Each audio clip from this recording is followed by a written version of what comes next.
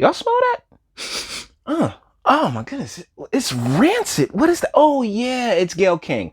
This is coming to us from the Grio. Gayle King tears up over videos targeting black men. It's open season. Oh, yo, yo, her, Oprah, Dr. Phil, Sean King, like the Tyler Perry, all of them couldn't care less.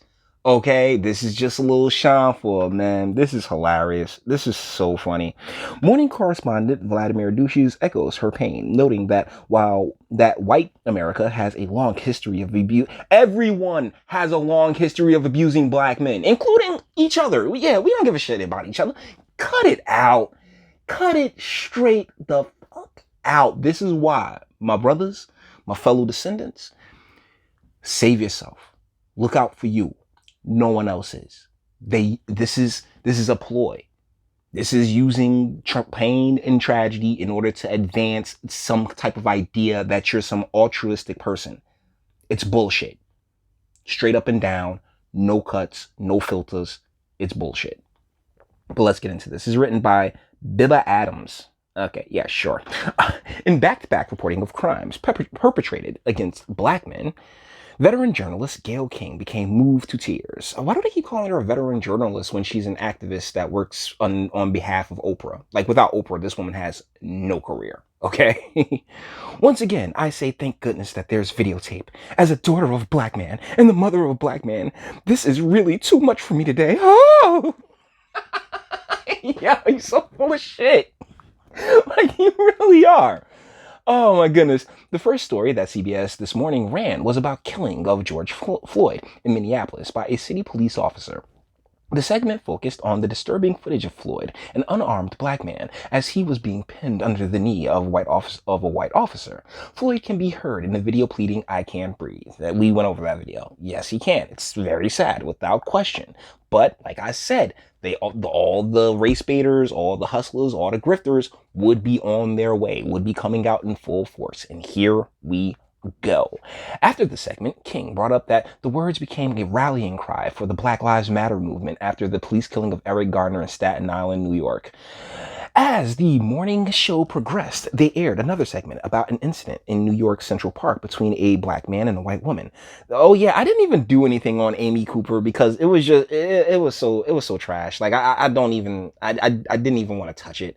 The white woman identified as Amy Cooper threatened to weaponize the police against Christian Cooper because he asked her to abide by the law and leash her dog. She's practically strangling her dog to make these false accusations against another black man, King continues. I'm still so upset by that last story where the man is handcuffed underneath a car, where people are pleading that he can't breathe, and we are all watching a man die. This story, where she falsely accuses a black man on television. I don't even know what to do or how to handle this at this time. I am speechless. Really? You're talking? I am really speechless by what we're seeing on television this morning. It feels like it's open season, and there's just not a safe place to be as a black man in this country. And today is too much for me. Oh. Yeah.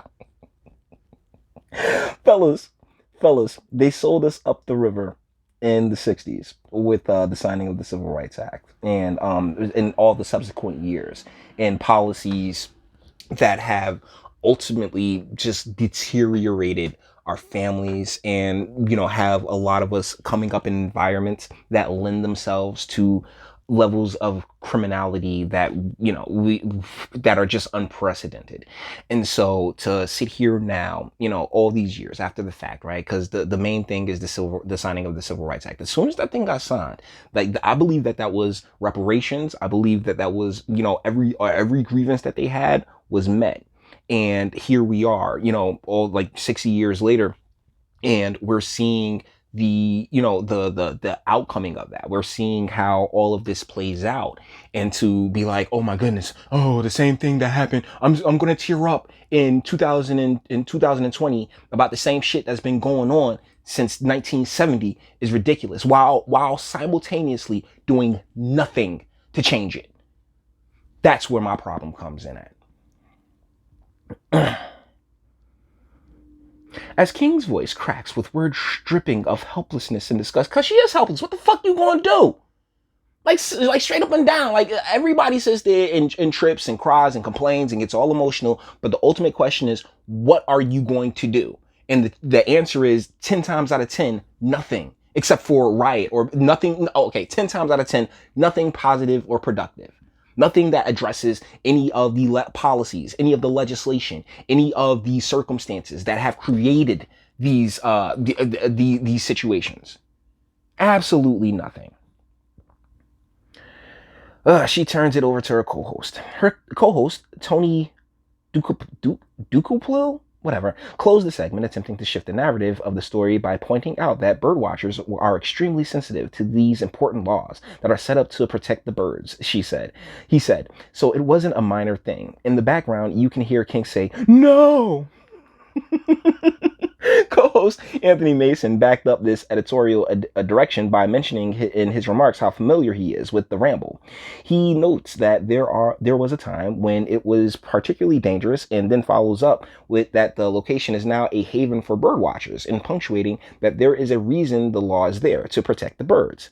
This is when he winds up the segment to go to a commercial, but not before a visibly shaken King interrupts him to say, I say again, thank goodness that there is videotape on both of these stories, so you can see what is happening here.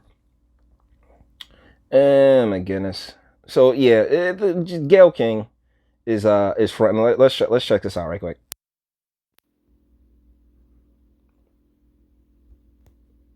Point out also that the individual who was filming it, who was accusing her of not leashing her dog, that may seem like he's being a nudge or he shouldn't be, policing these minor laws. Those laws are really important when you live in a city, and he's a birder. Bird people know those laws are really important for birds. So it wasn't a minor thing, and her escalation was just totally inappropriate, Anthony. No. Yeah, she was actually, it wasn't he was threatening her, she was actually threatening him as you watch the video. I go through that area all the time in the Ramble. There was a time many years ago it was considered somewhat dangerous. It is now a haven for bird watchers. They're always there with long lenses and cameras and stuff like that. So there is a reason that law is there to protect the birds. All right, Vlad, what else have you got? I say again, Anthony and Tony, but thank goodness that it's videotape. Thank goodness that there's videotape on both of these stories, so you can...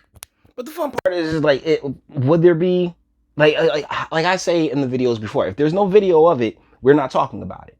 So for everyone that we see, and this is for victims of all colors and stripes, because the way that the media really likes to portray it as if, it's only black people or black, quote unquote, black men who can, fall victim to this, when nothing could be further from the truth.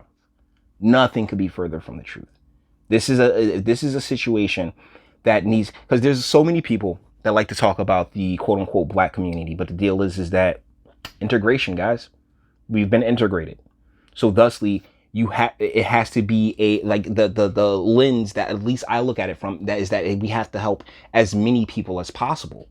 All these other things be damned, and none of them do. Like, and Gayle King sitting here using it to pretend, using this tragedy to pretend as if she gives a shit when she doesn't. But that's her job. Her job is to pretend she gives a shit. So, it is what it is. I just found it funny because it's the same woman that was, just a few months ago, kicking in Kobe Bryant's back. I mean, her and Oprah and Tyler Perry, they have done everything that they can to basically dehumanize, Jesus, Jay, quote unquote, black men.